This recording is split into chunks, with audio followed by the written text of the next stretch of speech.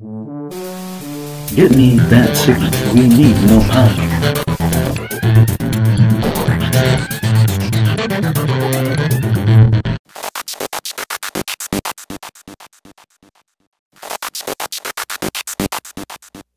Come on in and have a seat. Would you like a drink? No? Okay. Let's get down to business then. How's your diamond mining business going? I hear that you found some rubies as well. Please, allow me to be frank with you. You've been enjoying our hospitality for some time now, and yet you've refrained from partaking in any of our fine table games that we have to offer. Boring? Did you say boring? I find this hard to believe. We've got poker, blackjack, hearts, spades, and at least 20 other games, which should be enough for any player looking for some action. Look, I'm a reasonable man. I just so happen to have a new game here. We don't bring it out for the general public. This game is for high rollers like yourself, who are looking for a new challenge. It's a card game, sure, but we don't play for poker chips in this game. Instead, we play for diamonds. Ha ha ha ha ha ha ha ha ha ha ha ha ha ha ha ha. Interested? I thought you would be. Do you have your stake with you? Good. Now let me show you how this game is played.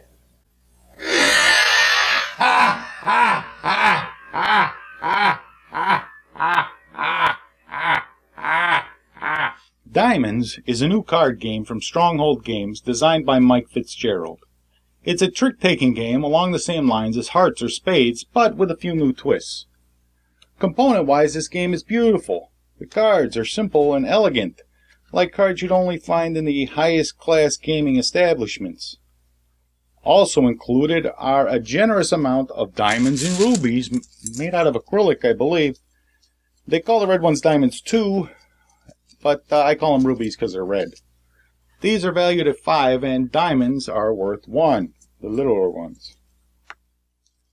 There are also these 6 vault cards that each player sets up in front of themselves. This is where the diamonds that you've collected during the game are kept, so no one else knows how much you've earned during the game. The area outside of your vault is called the showroom. Diamonds in this area are worth less at the end of the game, and can also be potentially stolen by other players. Anything in your vault is safe though. Each player starts with 3 diamonds in their showroom, and a player aid card. Now the card shows 4 different actions that you can take under certain conditions. There are 60 cards, and each player gets 10 to start a round. The extras are just simply set aside. The cards are all of the same 4 suits we're familiar with, but they range in value from 1 to 15. The player to the left of the dealer plays first. Let's just set a P. They can play any card of any suit. Each other player must also play a card of that same suit.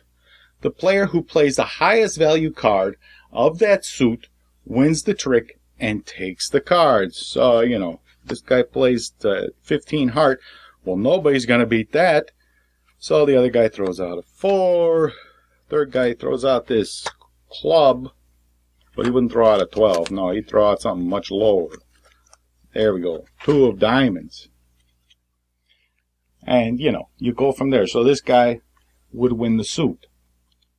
If you don't have a card of the correct suit, then you can play any card you wish. But there is just no way that you're going to win that trick, because there is no trump suit. This is where things change up a bit. The player who won the trick gets to take a suit action of the suit that they used to win the trick.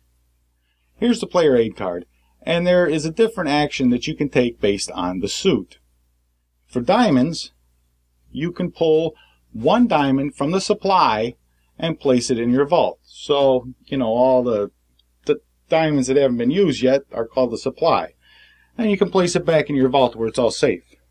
Now for hearts, you can take one diamond from the supply and place it in your showroom in front, where it's not safe. For spades, you can take one diamond from your showroom and place it in your vault. And for clubs, you can take one diamond from another player's showroom and place it into your own showroom. Any player who was not able to follow suit, like they had to play a spade because they had no hearts, for example, also gets to do a suit action of the suit of the card that they played.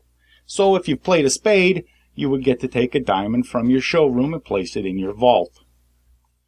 The player who won the trick leads off the next trick, and play continues until the players run out of cards. Before starting the next round, you each have to tally up all the cards you've collected in each suit, and the player with the most hearts gets to do a heart action, the player with the most diamonds gets to do a diamond action, and so on. If a player won no tricks during the round, they get to do 2 diamond suit actions, as a consolation. You just shuffle all the cards together and deal out 10 more to start a new round. The number of rounds varies depending upon the number of players. At the end of the game, each diamond in your vault is worth 2 points, and each one in your showroom is worth 1. The player with the most points wins the game. Now, of course, the red ones, if it's in your showroom, they're worth 5. If it's in your vault, it's worth 10. You know what I'm saying? There's also several variants in the rulebook for 2-player games, or for playing partners if you have 4 or 6 players. For some more strategic play, you can use the Perfect Diamonds variant for 2 to 5 players, where you remove specific cards rather than the random cards from the deck. That's it. That is how you play Diamonds. Diamonds has the distinction of being a game that I can get my non-gamer friends to play and have a good time. It's very easy to learn, and it's similar to card games that most people already know. But it has these interesting twists that take it beyond the standard card game. After one round, everyone knew how to play, so it's a simple game to pick up and teach to others. The components are top-notch, the game is inexpensive, and it's something you can bring out quickly for any occasion. I don't picture myself bringing it out to play with the kids. It just seems like something I'd bring out to play with the friends instead, and maybe have a few beers. My wife really enjoys the game, and she prefers the more random version where you have no idea what cards are in the round and which have been discarded. Some people prefer the more strategic option of the variant game. In that version, you take out specific cards depending upon the number of players. So in a 4-player game, you take out all the 14s and 15s in the deck. In this way, everyone knows that the highest value card of each suit's a 13, and you can try to keep track of what has been played and what hasn't. You also need to make good decisions when you have to play a card out of suit, so that the action you get is most beneficial to you at the time. If no one has any diamonds in their showroom, there's no reason to play clubs unless you have no choice. I like the fact that you can change it up depending upon the types of players you're playing with. Overall, Diamonds is a fun game that's simple to learn and doesn't take a long time to play. Thanks for joining me in this review of Diamonds from Stronghold Games. Let me know if you found this review helpful by leaving a comment or sending me an email at elliot_miller@voiceofe.com. Please subscribe to the Voice of E channel on YouTube, as I'll have plenty of gaming, entertainment, comic book coverage, and stuff like that this year. Should be a lot of fun. Thanks again, and until next time, keep your mind free. Get me that signal. We need more time.